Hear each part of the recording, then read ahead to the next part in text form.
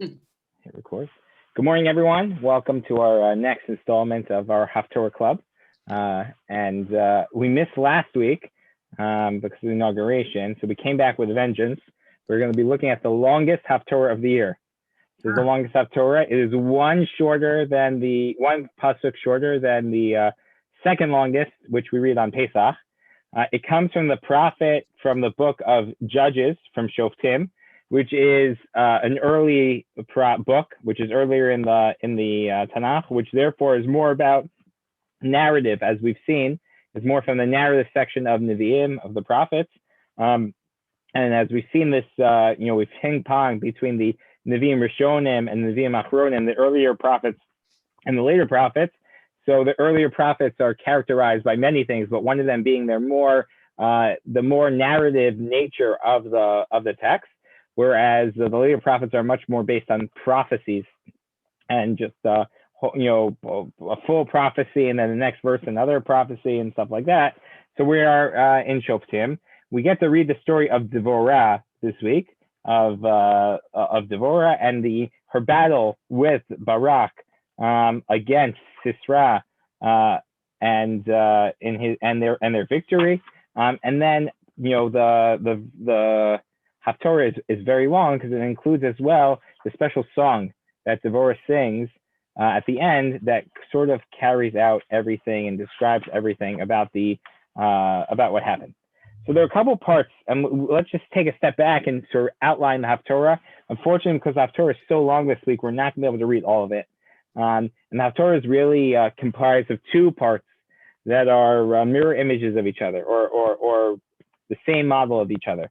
The first is the story, right? We begin the Haftarah at the beginning of Parak Daled, and we hear the story. Devorah Isha Nevi'ah. She's a prophetess. She's Eshet Lapidot.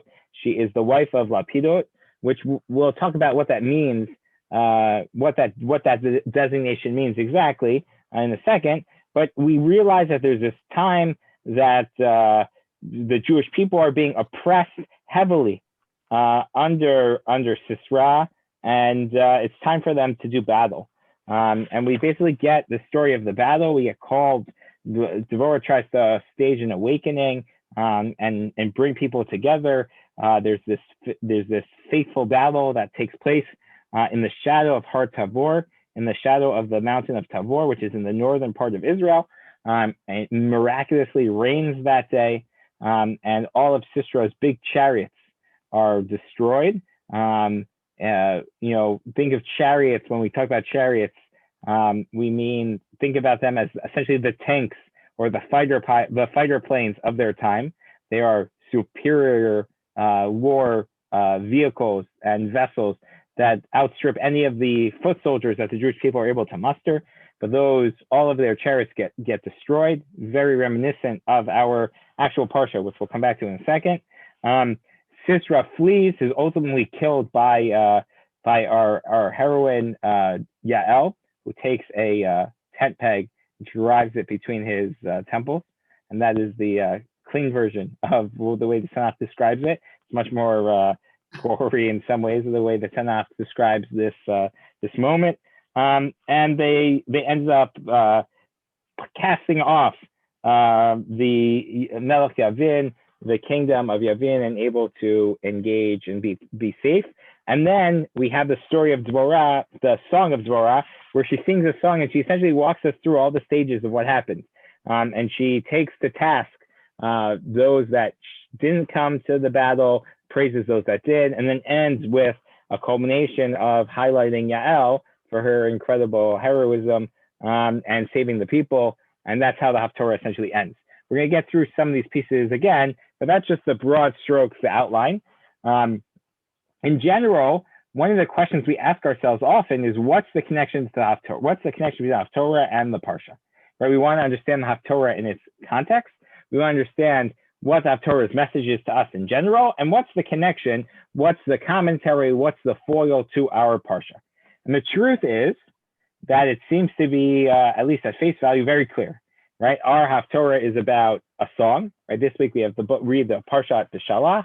Beshalach is about the Exodus of Egypt, the actual Exodus from Egypt. The Jews are actually leaving and they cross the sea, and we get the famous Az Yashir song, the Song of the Sea, where the Jewish people sing praises to God. We actually have two songs. What's the second song in our parsha? Anyone know? Miriam's song. Miriam sings a song as well. Thank you, Sarah. The truth is, Beshalach is an incredibly hard parsha to learn, and I can say that now because we're looking at the Haftarah and we don't have to deal with that issue. But Beshalach is a hard parsha because on the one hand, the Jews are leaving, and there's this. It's hard to put yourself in the mindset of what exactly is happening for the Jews and how do we follow the narrative, because the Jews leave, there's excitement. The next thing you know, they're complaining to Moshe, why'd you take us out of Egypt? The Egyptians are closing in. I would rather be slaves than be buried in the desert. Moshe turns to God. God says, don't complain to me. Tell them to travel. They have to go into the sea. And then all of a sudden, miraculously, the sea splits. All of the Egyptians are laid dead before them. And they sing this unbelievable song of salvation to God. And then the next story we have, they complain again. They don't have water. They don't have food. They don't trust God. Amalek attacks them. They don't trust God. And then again, we get, there's a recourse and there's a rebuilding of that faith. And Moshe goes to the top of the mountain and lifts his hands up. And if the Jews look at him, they recognize it's connected to God. And when his hands weaken, they get nervous and then they're not as successful in their battle. What's going on here? Meaning they just saw unbelievable plagues. They just had the Exodus. They just had the splitting of the sea. Now they have literally manna from heaven, and they're still complaining. It's an incredibly difficult parsha to map and try to understand the mindset and the story. We don't have any of that struggle right now because we're looking at the Haftarah, but that is in general the story, the arch of the parsha. Of course, our Haftarah is highlighting the song, the unbelievable moment of salvation, and the requirement in response to that to sing praises to God. Right? When we read Az Yashir again, when else do we read Az Yashir over the course of the year? When do we read this parsha again? Pesach. Thank you. On Passover, on Pesach, we read this at the last days of Passover when it happened, right? We also read a special Haftarah. It's the Haftarah not of Shoftim. Sarah, do you want to go for 500 for when do we read this Haftarah? What Haftarah do you read on Pesach with this parsha? I don't remember. Anyone? In tribute to Jeopardy, what is the song of David? That is David's song in his salvation from Shaul. He writes a song. He authors a song. But we also read a song, and the idea again is highlighting. Right, the Haftarah is amplifying what message for us from this parsha? The Haftarah is amplifying for us the message that when you're saved by God, nationally and individually, the correct response is for us to have this outpouring of tefillah, of prayer, of gratitude, of emotional song, of hallel, right? And that's what we do in this story. That's what we do in our parsha, and that's what we do on Pesach. And so that's the theme that's connected, right? Everyone with me so far? We have a song in our Haftarah. We have a song by King David when he gets freed. We have a song in our parsha. All of those represent the Haftarahs to highlight the songs, right? All right. That would be an excellent answer if it was for the fact that this wasn't the longest Haftarah of the year. Because if we were Sephardic, if we were of the Sephardic tradition, we would be reading the Haftarah only beginning in Perek Hey, in verse 5. Which is only about the song, right? And it is a long enough component. It has all 21 verses. It is more than enough to be a Haftarah. And therefore, and that's where the Sfarim start. This is not the longest Haftarah if you're a Sephardic persuasion this week. And they start in the middle of Hey, and that makes total sense, right? The Haftarah's message is about the song to God. We're going to read about the song to God. And we can all go home a little bit earlier because it's a shorter Haftarah. The question I want to explore a little bit today and reflect upon is why do we have an entire chapter, 24 verses or 20 verses added to the beginning of our Haftarah? Why do we get the background? Now, on the one hand, you could just say it's the background. But I'd like to dig a little deeper than just that and try to understand what's going on here. And then trying to understand, is there a better connection or is there a deeper connection to our Haftarah from our parsha that this is amplifying for us. Is everyone with me? So just to recap, this is the longest Haftarah of the year for us Ashkenazim. It comprises of two parts. One is the story and one is the song, which are essentially going through the same stages.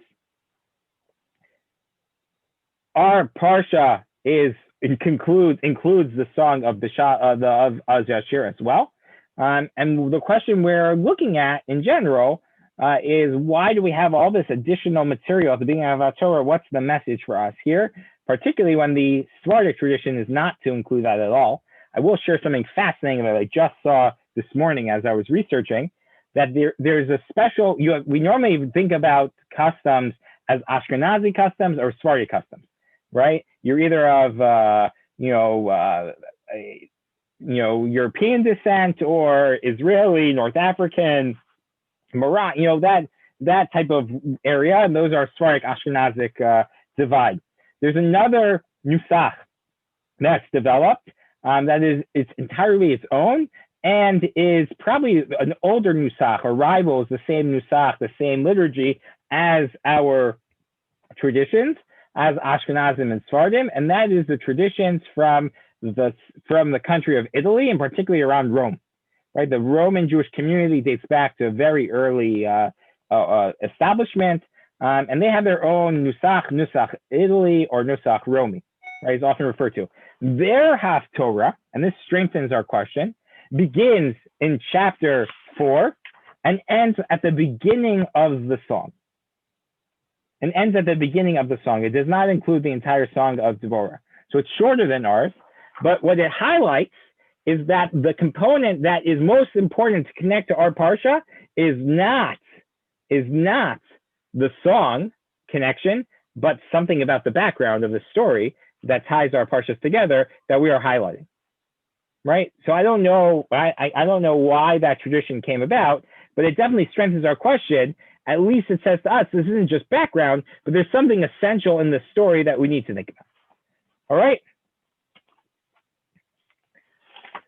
So, and right away, we begin to see there's certain comparisons between these stories. In particular, the Midrash connects a very interesting story and a very interesting component that ties our parshiot together. The Midrash notes that, hold on a second, I'm just going to pull it up right over here.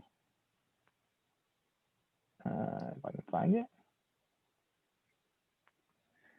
The Midrash, and it's quoted in the Talmud as well.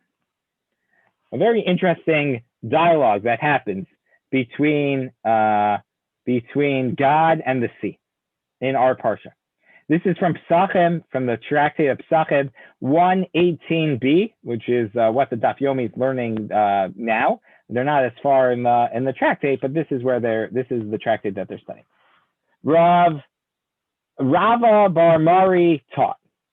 What does it mean, the verse in Tehillim, they rebelled against you at the sea, at the Yam Suf? This teaches us that the Jewish people rebelled at that time, saying, just as we emerged on one side, so too the Egyptians emerged from the other side, right? The Jewish people have this doubt, right? And this actually ties to what I was saying before, how it's hard to track Beshalach. They're constantly doubt against God. So even as the Jews, according to this, even as the Jews emerged from Yam Suf, they turned to God and they said, I don't really believe that you killed the Egyptians. Maybe we got out on one side and they got out on the other side. The Holy One, blessed be He, said to the angel of the sea, spit them out, spew them out onto dry land, so that the Jews shall see the Egyptians. The sea responded to the Holy One, Master of the universe, is there a servant whose master gives him a gift and then takes it back? Meaning, you let me trap the Egyptians, you made them mine. Why should I, forfeit them and spit them out so the Jews can see them? God said to the sea, I will give you 1.5 times them. Meaning, I'll pay you back. You give me the Egyptians and I'll give you 1.5 times. He said to him, Master of the universe, is there a servant who sues his master for a promise which he does not keep? So he said, so the sea, the angel of the sea says, God, I trust you, but how am I ever going to hold you accountable, right? I can't sue you. I can't take you to task. I can't give up. What's the expression? A bird in the hand is better than two in the bush. Who said that you're really going to pay? It's like a huge chutzpah to talk about talking to God this way. But again, it's the sea talking, so I'm not exactly sure what it's saying. But that's not our point. What are we connecting here for? Responds God, the Kidshon stream, which is where the battle of Devorah and Barak, which we read about in our Haftarah this week, they will be our guarantee. Immediately, it's spewed onto the land, the Egyptians, as it's seen in the verse, and the Jews and the Israelites saw the Egyptians dead upon the shore. What is 1.5 times them? So now the Gemara wants to know, did God really pay his bargain, right? Did God pay the 1.5 times? Regarding Paro, it says 600 chosen chariots. And regarding Sisera, in our verse, in chapter 4, verse 13, which is a couple of verses into the Torah, what does he have? He has Tisha Me'ot Rechav Varzel. He has 900 iron chariots. So what's 1.5 times 600? 900. For all those math majors? 900. Elementary math for 100, Helen? 900, 900. right? I think the correct answer is, what is 900, right? So, right, 900. So, and then the Haftarah continues and brings parallels. My point about bringing this is to say there's a connection here that the Midrash is trying to highlight between the experience of Yam Suf, not about the song. This has nothing to do about the song. These are the details. This is the doubt that the people have. This is the story of Yam Suf. There's a connection here between the story of Yam Suf, between the story of splitting the sea and our Haftarah, and this story. This might be why the Haftarah was chosen for this week. I don't know if this Midrash preceded the tradition to read this Haftarah or vice versa, but either way, both of them are coming to tell us there's something here more than just 2 songs, right? And that's what we want to develop even further, and we've now strengthened this question in a number of different ways, and now let's explore what that is. So what happens in this story? What happens in this story? Does someone want to read for us in English from chapter 4?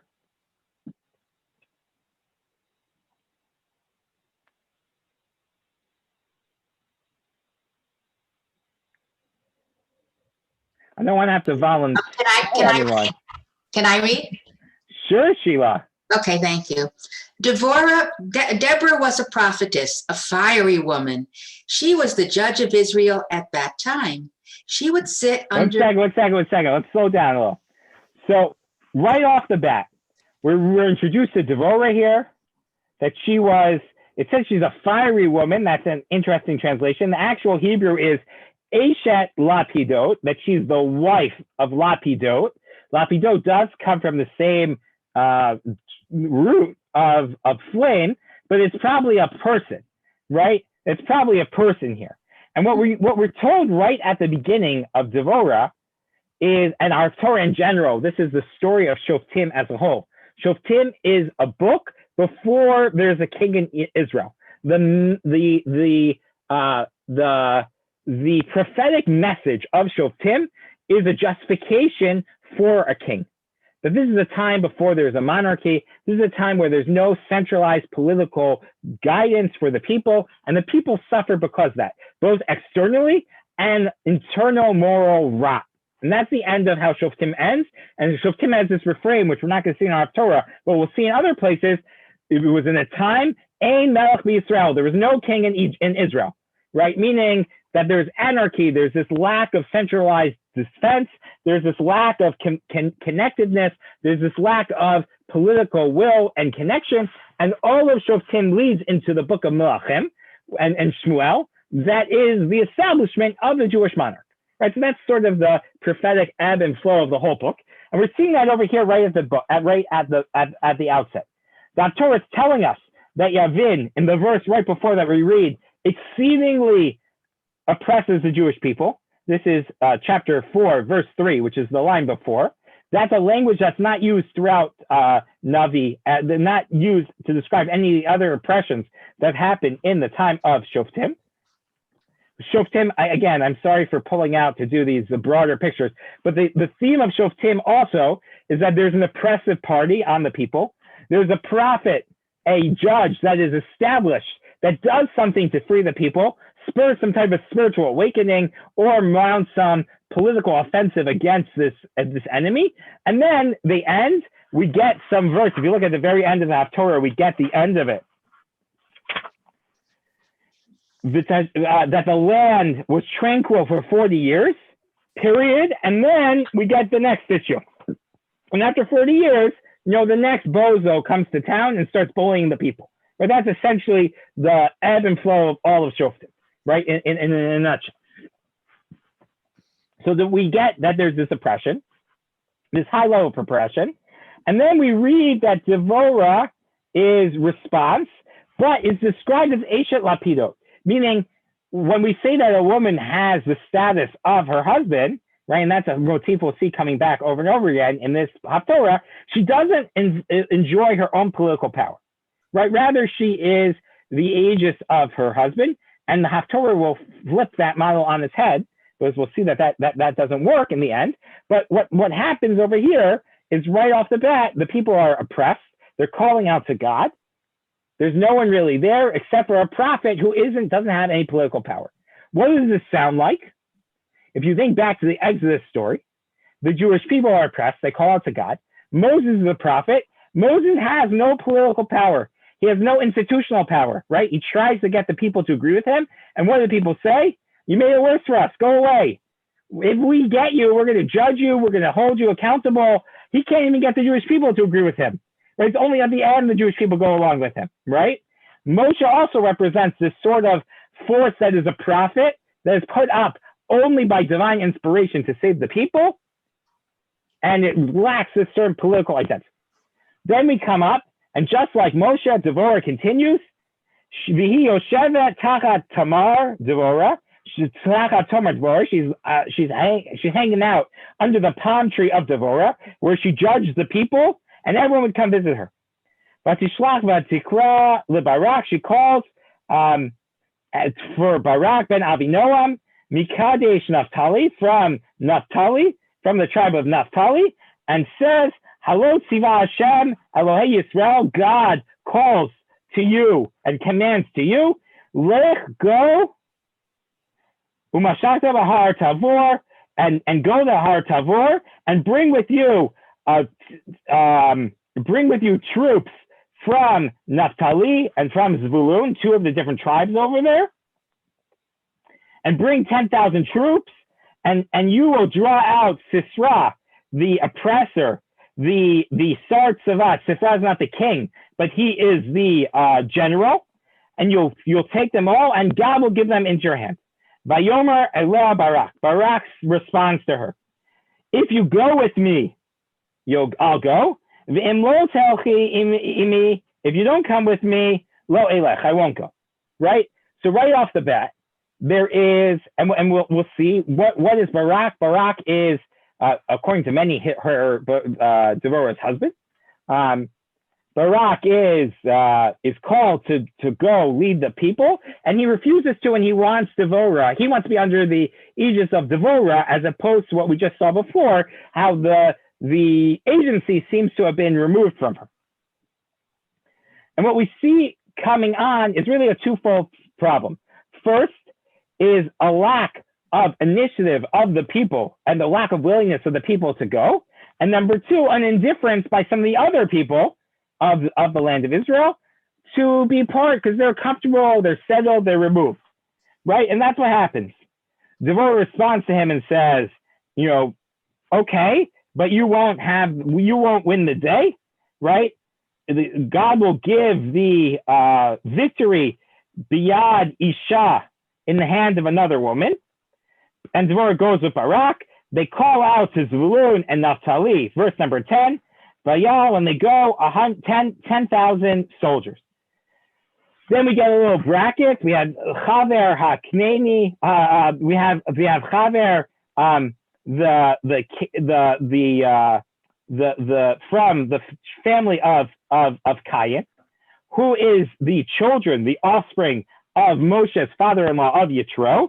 and they're living over there, and they sort of, we'll see later, they're Switzerland, right? They're not in line, they're not on bad terms with the Jews, they're not on bad terms with Sisera as well. They're sort of like a safe haven for everyone, right? They're non-involved, not in a good way, in an apathetic way. We read about the battle over here, and then skipping a little bit further, we get to Yael. Yael essentially invites him in. Verse number 18, he's running, or verse 17, excuse me. The Sisera nas baraglav, right? The battle goes poorly. God comes and saves the Jewish people, removes the ability for these chariots to maneuver, which is very reminiscent of the miracle of splitting of the sea. And Sisera, everyone from Sisera's camps gets killed. The Sisera nas baraglav, Sisera runs by foot. El Oel Yael Eshet Chever Akeni runs to the tent of Yael, the wife of Chever Akeni, Tishalom, because there's peace. Ben Yavin Melech Chatzor, Sisera's boss, the king of Chatzor, Yavin. Uben Beit Chever Akeni, and between the household of Chever Akeni. Vatese Yael likrat Sisera. Yael comes out to greet Sisera. Vatomer he loves Sisera. Adoni Surah Eli, come, don't worry, take refuge here, I'll cover you in a blanket. Number 19, he asks, can you give me something to drink? She gives him some milk instead, covers him in a blanket, and he says to her, stand by the tent. If someone comes, vaya, im yavo ish, verse 20, im yavo, im ish yavo, if a man comes and asks, is there a man here? Say no. And Yael says, no problem. As Sisera is sleeping, catching up on his sleep, she takes a tent peg and a hammer, and she hits him in his temples, and she kills him. And then Barak is chasing after Sisera, comes on this tent, and Yael says, are you looking for someone? I know the person you're looking for, let me show you where he is, and shows him that Sisera is dead. And that is the ultimate victory of the people. This is the story we get. What we see in the next chapter, in chapter 5, we get a little bit more of the background. Yael reads, Devorah leads the song, and part of the unique prophecy style of Devorah is that she incorporates additional details that we didn't know in the text.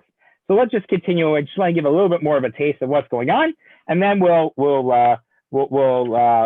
tie up our lingering question. Devorah sings the song, Lemor, verse number 2.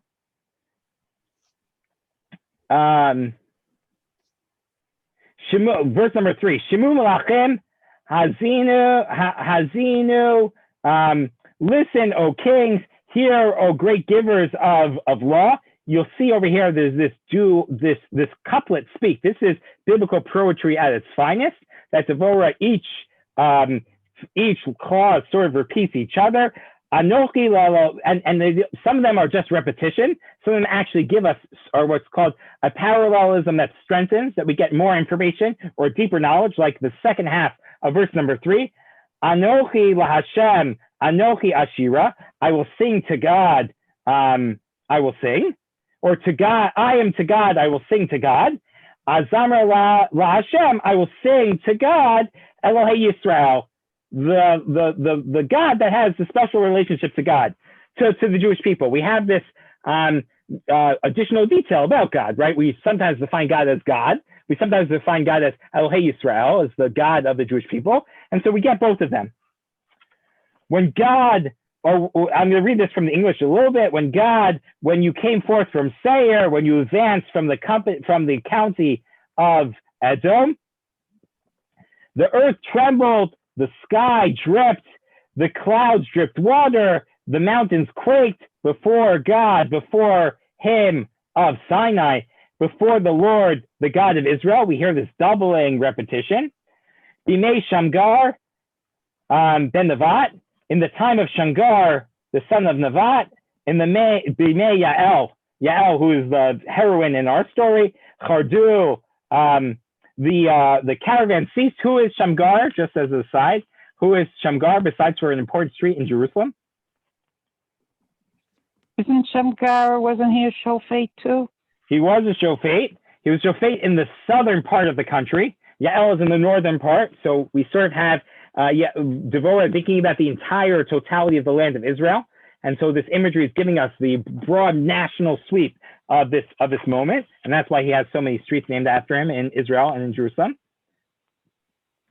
And then Devorah adds on, why did this happen? Verse number 8, Yivchar Elohim Chadashim, because they sought out new gods. There's idolatry that plagued the land. As they fought against the Sharim, the gates. Magain mi yireh, the Roma who saw a spear or a shield. The Arbaim Elef Yisrael, among the 40,000 in Israel. How many people came to battle? We said only 10,000. She's beginning to talk how the fact that people didn't come, that there wasn't enough turnout from among the people. Verse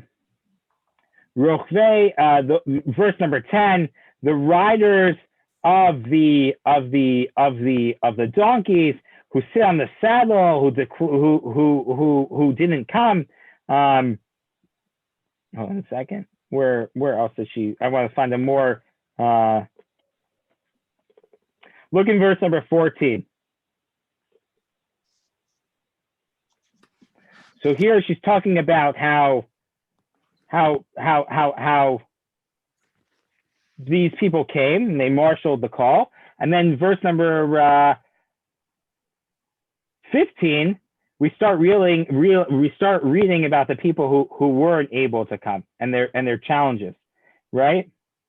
Reuven, Lama, verse 16, Lama Yeshavda, why'd you sit with your sheep to hear the flock of your sheep without coming to be there, right? This seems similar to what we read about in Breshit. How Reuven is absent when the people are, not Breshit, excuse me, in the end of the Torah, when the people of Reuven say, I don't want to go into the land of Israel, I'm worried about my sheep, I want my sheep to be there. What does Moshe say? Moshe says, you're not going to come to battle when the people need you, you're more worried about your sheep, and Devorah is criticizing them for doing exactly that. You sit on the other side in Gilad, the Ever Yarden, Shachen, you dwelled on the other side of the Jordan River, the Dan, and the people of Dan. Why did you linger by the coast? Why didn't you come to fight with your people? Why didn't you take care of the people?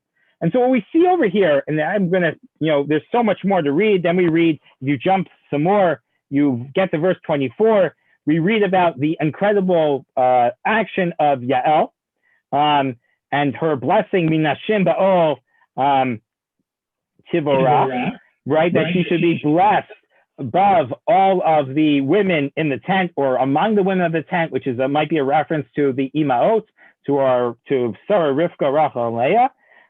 Mayim Sha'al Chalav Natna. He asked for water, you gave milk. He laid before you and you killed him with a tent peg. He fell before you and you destroyed him. He sank down and you destroyed him. What's going on here, right? A couple of questions that should linger. Number one, why do we have all this background if the point is about the story? What's the connection? Number two, I just described that Yael had a peace with Sisera. So how did she violate her peace treaty? How did she violate her connection with that and essentially give false flag and kill him? And this is actually the Malbim says, this is against international law. He says the neged chukei hamedinot, right? This isn't the way people act. How could this be? And he gives lots of technical answers about why that is, but I want to give a much more fundamental one. What's going on here? And so I think the message that ties over from Haftorah is about initiative, human initiative, about the desire and the indifference to be engaged, and a shift away from it. Let's come back to our Haftorah in a second. Let's talk about our Parsha. What happens? The people come out of Egypt. What message is given to the people? What are they supposed to do to receive their salvation at the splitting of the sea? Are they supposed to fight? They're supposed to cross the sea. They're supposed to cross the sea. They're supposed to do nothing. They're not supposed to defend themselves. It's going to be miraculous. Hityachfu, sit and watch. Yeshuat Hashem. See the salvation of God, they're told by Moshe. They have to trust. They have to take initiative. Right? The sea doesn't split until Nachshon, until the people go in, and then it splits. But what's required of them is little, because there's a supernatural moment that's coming their way. Right? That is the plan. What is supposed to happen? What is supposed to take place when they get into the land of Israel is that shifts. The people are supposed to take responsibility for themselves. They're supposed to be engaged. In Devorah's story, what was really supposed to happen? Was God supposed to save them? Or was this supposed to be a miraculous salvation, or a military salvation that obviously God stood behind and had miraculous properties? Well, clearly seems to involve some supernatural components. It said that God... That's what happens. What was supposed to happen? What's supposed to happen, at least according to the song and to the story, is Barak, a priori, who's supposed to go on his own, without the Navi, without Devorah, supposed to lead troops of the Jewish people from across everyone, from Reuven, from Dan, from Gilad, from everyone, supposed to stand against Sisera and be victorious. Obviously, their victory is going to come because God is going to deliver them. But is it supposed to be overtly miraculous? No. They're living in the land of Israel now. That time of overt miracles have sort of changed. But what happens? The people don't come. They're not stirred to the cause. And so what happens? They need that miraculous. So in some ways, it parallels our Haftarah in that there's a miraculous victory here, and the Gemara already connects the two stories very clearly, that God is essentially compensating for the lack of belief that the people have in the desert, for the lack of trust and the lack of engagement that the people have now in our story, compensating the water, compensating the sea. But they're not supposed to, in some ways it's a foil, right? The Haftarah is a foil. The background is to foil the differences supposed to happen. Devorah is supposed to step up, and then in the end, who steps up? Who do we call out as this unbelievable example of persistence, of valor, of heroism? Yael. Yael is living not in a place where they have shalom, where it's just a peace treaty, but like what I'm saying is Switzerland. It's neutral, right? They're not really aligned with anything. She doesn't do anything wrong when she confronts evil, when she confronts Sisera, who's oppressing all the people around her, right? She grows a moral conscience. She's willing to step up. She's willing to shake off the reticence, the hesitation of her surroundings. And ultimately, she rises as the prime example. This is the triumph of the volunteer, right? Yael volunteers in the face of challenge to support what is good, support what is right? The person who gives willingly, right? Ultimately, the story of Yael is an individual who breaks with her surroundings, listens to the inner call of what was supposed to be done, breaks with the indifference both among the Jews and the people of her people. There's a question whether Yael is Jewish or not. I don't want to get into that right now. And ultimately, this goes full circle to Barak. Barak was supposed to do this. Barak was supposed to break with the indifference. Devorah says, God commands you to step up and do battle. Go do this on your own. Be empowered. And what does he say? No, I can't do it without the prophet. And what does he lose at that moment? This is why it's not just a punishment, but the whole point is that God should show that, as opposed to Barak, who hesitates and refuses to act on his own, Yael acts contrary to her surrounding with resolve and determination and great personal risk, and therefore is credited with ultimately saving the people. That was what Barak was supposed to be the example. When he refuses to do that, which is what we read in in chapter number 4, it gets taken away from him. And because even though Barak ultimately steps up to do battle for the people, it's impossible to lead the example that's supposed to come up here of personal initiative, of engagement, of people who are willing to roll up their sleeves and confront tyranny in their backyard.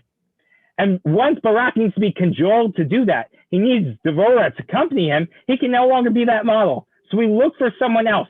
Right away, it's taken away from him, right? And it becomes, we're going to put it in the hands of a woman. We're going to show it's Devorah, and it's not Devorah. It's going to be Yael, because Yael is exactly this example of this taking that next stage. So how does this all tie for us? And now I'm going to take questions. I think the message that the Haftarah is trying to bring us is threefold. I don't want to lose the first part. The first part is about gratitude when we experience unbelievable Yeshua, unbelievable redemptions, salvations. We have to recognize that we give thanks to God in the form of Hallel, in the form of song, which we see in our Haftarah, which we see in our Parsha, we see with the song of David. And by the way, that just ties very nicely, contemporarily, to the emotion we should feel, God willing, when we all get our vaccine, right? It's an unbelievable moment. I spoke about this in other settings. It's definitely a moment to give shirah, to read psalms of praise to God. I would even argue one should make a bracha, a blessing at that moment. But all of that's capturing this meta feeling that we concretize with a real requirement of giving praise to God. That's number one. Number two, I think what we're reading here is, why are we getting this background, and why is this other tradition that's connected is that we only read the background, is because there's another message that we're highlighting here.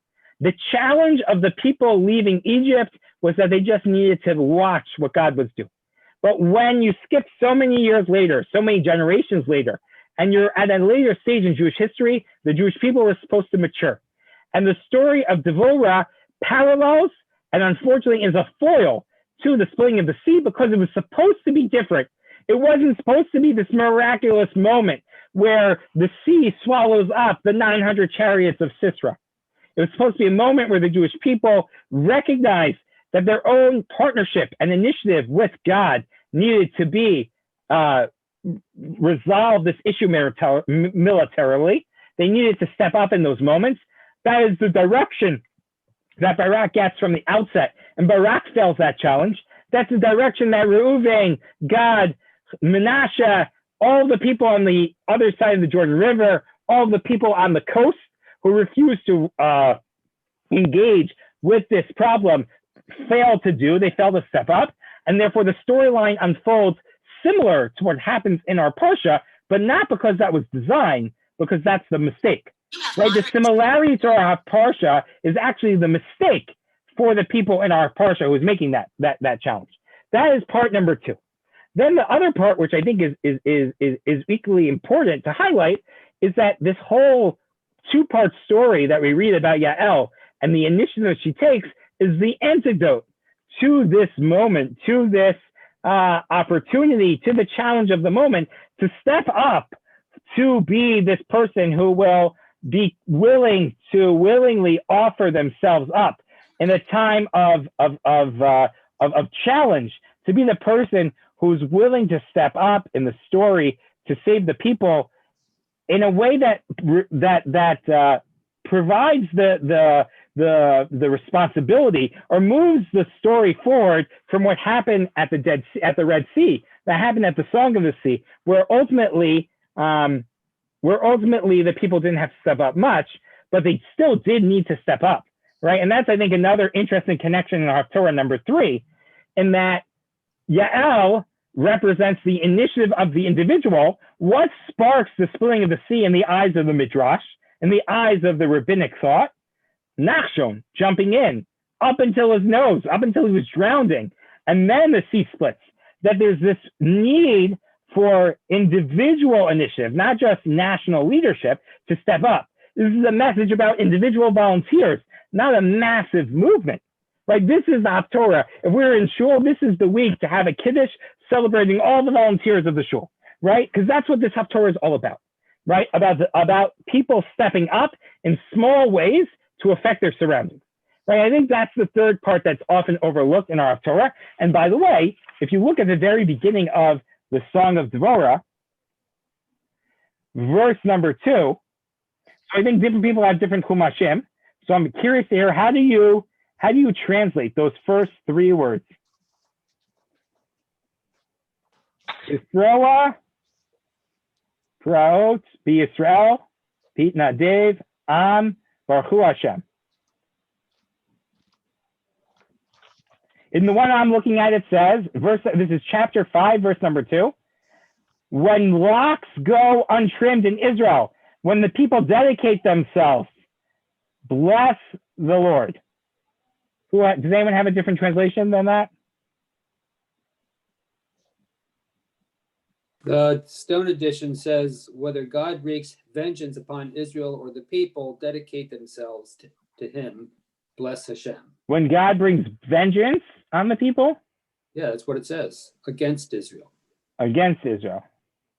Okay. Any other translations? Or the people dedicate themselves to him. Right. So I have another option is, in times of tumultuous strife in Israel, when the people willingly dedicate themselves to bless God, right? This question, and this is the beauty of poetry, because there are all these different answers. There are three ways, at least I saw, that this is translated in the commentaries. Either it is to dedicate, right? Or it is to grow out, which is the translation I had, when locks go untrimmed in Israel, like a Nazir, when someone sanctifies himself to God, or it's to pay back or break through, right? I think that dedicate and grow out are similar terms, because a Nazir, Nazarite, dedicates themselves to God. But I think this first pasuk encapsulates the whole notion here. We're talking about emphasizing the issue of volunteerism. The opening verse here idea is this notion of in a time of strife and volunteerism, right? That there's this moment here where the people needed to step up. The leadership comes out of a feeling that Devorah is aroused out of this moment of indifference, right? She's called as well. It tries to emphasize the role of the leaders, but has to move on to the roles of other people because they don't step up, right? It's all about the individual. So I think those are the three messages here. Number one, praise to God. Number two, that the background is a foil to what went wrong in the time of Devorah and the spiritual growth our people need to undergo and maturity from the Exodus to Devorah and beyond. And number three, highlighting the role of the individual, the power of the volunteer, and celebrating that role in the salvation of the people in our parsha. Yeah, Lee. Rabbi, the comment that you made near the beginning, in which you said that this is sort of like an introduction to the problems that occur because there wasn't a single leader, political leader in Israel. Right. So I don't know what the actual goings on were with Sisera here. It seems like these battles with Sisera were like in the area of Naphtali and Zebulun, but throughout the Torah, and even during the conquering of the land of Israel, there is so much emphasis on the individual tribes rather than on an individual people. So it almost seems like the table was set for this tribalism. Okay, and in which case you would say, okay, well, he's bothering Naphtali. Why should I worry about it? So I think that it's clear that this is illustrating the fact that you needed to have a single leader. For sure. I think there's clearly an idea. I mean, it's not unlike the development of our great nation of America, right? The first thought was, let's have a confederation of states. That didn't work for a number of different reasons. And then we had to become the United States. And that's not a mistake, meaning they draw their inspiration from the Bible. Just read George Washington or Hamilton or anyone else. You can see that. Thomas Jefferson, Jay. The idea here is as well that there's this balance in Jewish history that's trying to be between the nationhood as a whole and the tribalism of the different parts. The initial system seems to be Yoshua empowers the tribes to police their own territories, and ultimately sees that falls apart towards the end of Joshua. The entire book of Shoftim sure shows an attempt to have like a quasi leader deal with, whack-a-mole issues as they come up, that fails. And it's framed in a way, the prophetic message that's being written behind Shoftim is to make the case for a kingdom. So it just highlights that. And we get that over and over again, that there was no Melech b'Yisrael, and that's ultimately the response. Now, having a king has other issues, right? How do you manage unity without forcing uniformity on everyone? And that ultimately becomes the challenge that's too hard to maintain. And so we get a splintered kingdom.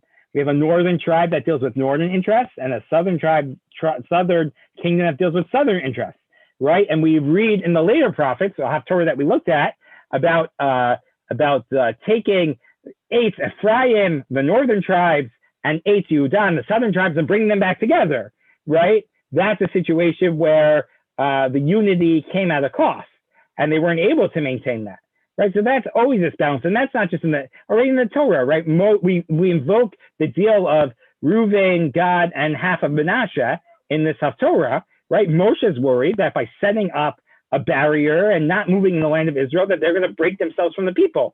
And that's what happens in Joshua. At the end of Joshua, they build an altar.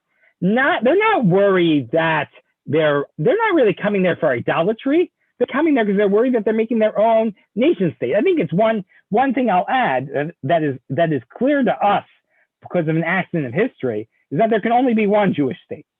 Right? It's almost like a joke. Someone gets picked up from a desert island. He has 4 shuls, right? This one I don't ever daven in. This one I used to daven in, but I got into a fight with the wall. And, right? Who would imagine that that there's this, but ingrained in our ideas that there's one Jewish state. In the time of Tanakh, the people did not assume that, right? When they see a northern kingdom break off, they think there's going to be 2 Jewish states that have the national religion that's Jewish. The people are worried in the time of Yoshua that the 3 tribes on the other side of the Jordan River are making their own country, are being their own people. They're no longer going to be part of the Jewish people. They're not worried that they're no longer Jewish. They're still going to shake lulav, keep Chol Yisrael, and everything like that. But they're just not part of the Jewish nation. And what does that mean? That's a tension which we as Jews in 2021 don't experience, right? We don't feel that political fragmentation. We have one state, as difficult as it is all of us to get along. I think that those are two aspects that refer to that. Number one, the balance between tribalism and nationalism, and number two, the notion of one nation or multiple nations.